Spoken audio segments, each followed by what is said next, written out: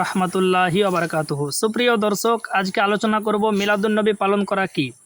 Brother in ইসলাম, বর্তমান সমাজে কিছু জাহিল জন্ম নিয়েছে।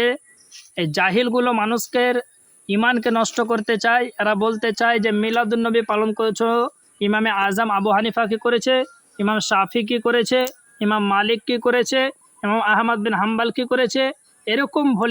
এরকম কথা বলে সাধারণ মানুষকে তারা টেনশনের মধ্যে ফেলে দিয়ে তাদের ইমানকে এলোমেলো টলমলো করে দিতেছে। বলছে তোমরা তো হানাফি, তো ইমামে আজম মিলাদুন্নবী পালন করেনি, তো তোমরা কেন করছো? তো মুসলমান, আমি যদি চাই তো দলিল দিয়ে এরকম ওয়াহাবির 14 গোষ্ঠীকে দাফন করতে পারবো, আলহামদুলিল্লাহ। কিন্তু আপনাদেরকে বলতে চাই, যারা এরকম কথা বলে তাদের উদ্দেশ্যে আমি বলবো, ইমামে আজম আবু হানিফা থাক, ইমাম শাফি থাক, ইমাম মালিক থাক, ইমাম আহমদ বিন হাম্বাল থাক, চার মাযহাবের ইমাম একদিকে, সারা পৃথিবীর ইমাম মুহাম্মদুর রাসূলুল্লাহ নবী পাক নিজেই মিলাদুন্নবী পালন করেছেন। হে মুসলমান, আর ইমামে আজম, ইমাম শাফি, ইমাম মালিক, ইমাম আহমদ বিন হাম্বাল ইনারা হলেন হাইকোর্ট, আর মুহাম্মদুর রাসূলুল্লাহ হলেন সুপ্রিম কোর্ট। তো যখন আমি সুপ্রিম কোর্টের দলিল পেয়ে নিব, হাইকোর্টের দলিল আমার দরকার হয় না। মুসলমান, মিলাদুন্নবী নবী পালন করেছেন, সাহাবী করেছেন, কোন কিতাবে আছে? এই কিতাব, এই দলিল আপনার ওয়াহাবির চোখে পড়ে না, দেওবান্দির চোখে পড়ে না, লামাযহাবির চোখে পড়ে না, গায়ের মুকাল্লিদের চোখে পড়ে না, হাত ঝাড়ুয়ার চোখে পড়ে না, পা ফাড়ুয়ার চোখে পড়ে না। যে হাদিস শরীফের পৃষ্ঠার মধ্যে স্বর্ণ অক্ষরে লিপিবদ্ধ রয়েছে, এই হাদিসটি লিপিবদ্ধ আছে মিশকাত শরীফ প্রথম খণ্ড 179 পৃষ্ঠা, লাইন নাম্বার 11 মধ্যে। সেম হাদিস খানা সহি মুসলিম শরীফ প্রথম খণ্ড 368 পৃষ্ঠা, লাইন নাম্বার 4-5 মধ্যে। আন আবি কাতাদা আল আনসারী রাদিয়াল্লাহু তাআলা আনহু সুইলা রাসূলুল্লাহ সাল্লাল্লাহু আলাইহি ওয়াসাল্লাম আন সাওমিল ইসনাইন ফাকালা ফিহি উলিদতু ওয়া ফিহি উনজিলা আলাইয়া। এই হাদিসের মধ্যে আবু কাতাদা রাদিয়াল্লাহু তাআলা আনহু থেকে বর্ণিত, নবী পাককে জিজ্ঞাসা করা হলো, ইয়া রাসূলুল্লাহ, ইয়া হাবিবাল্লাহ, আপনি সোমবারের দিন রোজা কেন রাখেন? অর্থাৎ সোমবারের দিনটাকে নবী পাক রোজা দ্বারা পালন করতেন। তো সাহাবায়ে কেরাম বললেন, ইয়া রাসূলুল্লাহ, আপনি সোমবারের দিনে রোজা কেন রাখেন?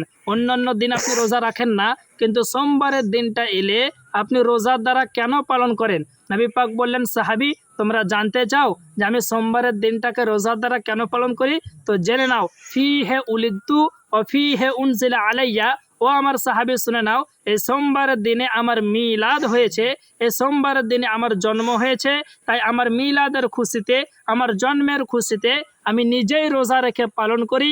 আর এই দিনেতে আমার প্রতি কোরআন নাজিল হয়েছে, তাই আমি নিজেই রোজা রাখি। তো বোঝা গেল, নবী পাক নিজের জন্মদিনকে নিজেই পালন করেছেন। তো বোঝা গেল মুসলমান, জন্মদিন পালন করা নবীর সুন্নাত। যারা এই সুন্নাতকে মানবে তারাই হবে সুন্নতি, আর যারা এই সুন্নাতকে বিদআত বলবে তারাই হলো আসল বিদাতি। কিন্তু বর্তমান সমাজে উল্টা চোর কোতোয়াল को ডাঁটে, যারা নিজেই বেদাতি উল্টা আমাদেরকে বিদাতি বলে। তো মুসলমান, এই জাহান্নামী দল আহলে হাদিস দেওবন্দি থেকে নিজের ইমানকে বাঁচাবেন।